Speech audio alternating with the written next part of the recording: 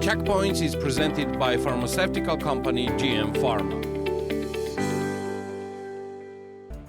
On December 27th, the United States imposed financial sanctions on Bidzina Ivanishvili. The sanctions against Ivanishvili were a part of a package aimed at limiting Russia's harmful foreign influence. According to US Secretary of State Antony Blinken, Ivanishvili's government in Georgia restricted freedom of speech and expression, carried out violent repressions against protesters, and the media derailed the country from its Euro-Atlantic path and brought it closer to Russia. The sanctions extend to Ivanishvili's assets and companies in which he holds more than 5% ownership. The decision also affects Ivanishvili's legal victory against Credit Suisse, and he will only be able to access the awarded funds with US approval.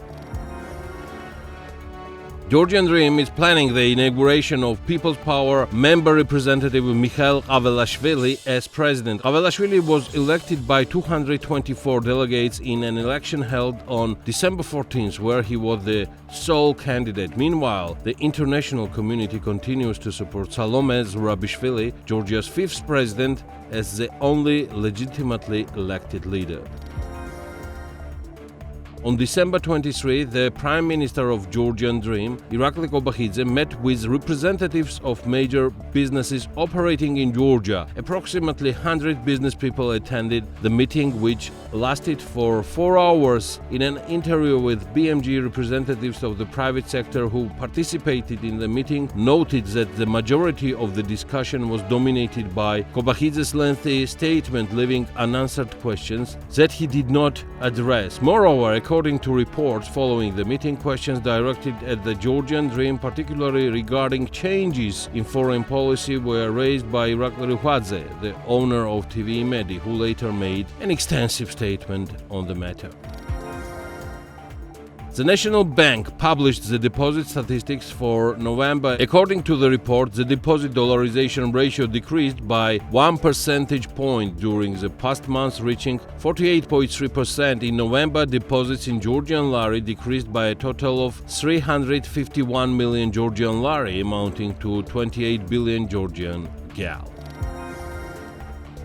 The banking system of Georgia strictly adheres the international sanctions. This is the response of the National Bank to BMG's inquiry on whether the MBG considers the 2023 exemption order to apply to sanctions under the Global Magnitsky Act. Legally, it is likely that the exemption order issued by the acting president of the National Bank, Natia Turnava, on September 19, 2024, does not pertain to the sanctions under the Global Magnitsky Act. This is because their order regulates the enforcement of sanctions imposed exclusively due to Russia's invasion of Ukraine. Accordingly, the exemption applies only to individuals sanctioned within the framework of international sanctions related to Ukraine and not to other sanction regimes, including the Global Magnitsky Act package.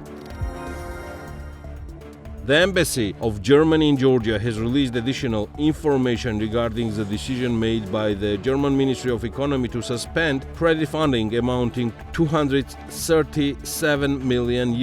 The suspension pertains to projects including the construction of high-voltage transmission lines in Georgia, the improvement of Batumi's water supply system, and the introduction of green hydrogen-powered buses in Batumi. Rating agency Fitch has revised the credit rating outlook for Georgian Railway from positive to stable, while affirming its rating at BB-. Fitch's decision aligns with the downgrade of Georgia's sovereign credit rating outlook. A few days ago, the agency revised the country's sovereign outlook from stable to negative. The National Bank of Georgia sold gold worth $43 million in the form of bars and deposit certificates in November, as stated in response to a question from BMG. According to the National Bank, the gold was purchased based on market demand and was subsequently sold in line with local demand. The volume of gold sold on the market in the form of bars and certificates amounts to approximately 511 kilograms.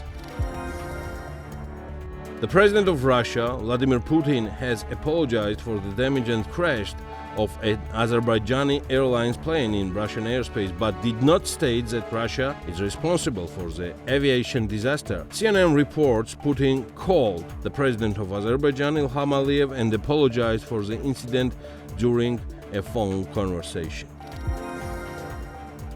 Georgia will be connected to Turkey by a new highway. The road along the seaside will be replaced with a new 11-kilometer asphalt concrete road, which will include the construction of a 7.6-kilometer tunnel and a 1,471-meter bridge over the Chorochi River. The project is being funded by the Asian Development Bank, and its completion is scheduled for 2028. A total of 620 million Georgian lari will be spent on the new highway. The Checkpoints is presented by pharmaceutical company GM Pharma.